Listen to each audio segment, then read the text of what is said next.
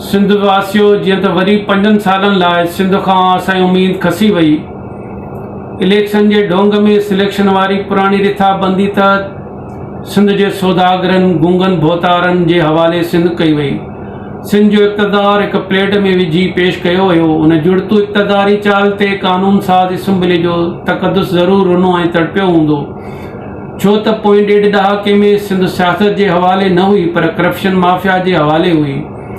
15 सालनि जे डिघे अरसे में सिंध खे न साफ़ पाणी मिली सघियो, न मेगा फैक्ट्रियुनि जो को ज़ोन मिली सघियो, रुगो सिंध खे ॾुख सूर भींग ऐं रुसवाई जो संसार बणायो वियो। हर तालीम या नौकरीअ जी टेस्ट में पेपरनि जे लीक थियण जा लखनि रुपयनि जा अघ मुक़ररु थींदा रहिया।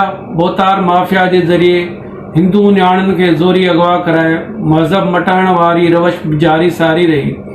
बदनामनी जी बाहि खे भड़कायो वियो, केर बि किथे महफ़ूज़ न हो। एतिरे क़दुरु जो जीतामणियूं नियाणियूं ऐं मासूम बचड़ा घटनि में रांदि खेॾंदे अगवा थींदा रहिया। अहिड़े इंसानी दुश्मन माफ़िया खां सियासत जो रूह बि ज़रूरु पनाह घुरंदो हूंदो, छो त दुनिया जी सियासत में सियासत जा ऐवान मुक़दस हूंदा आहिनि। उते कहारी ऐं कातिल खे ऐवान में मोकिलणु रियासत पंहिंजो पाईंदो सम्झंदी आहे।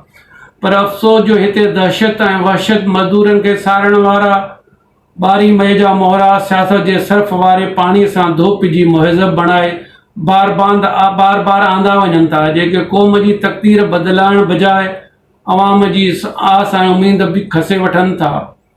अहिड़े हथरादू वारता ते ज़रूरु सिंध जो ऐवान जो तक़दुस रुनो हूंदो।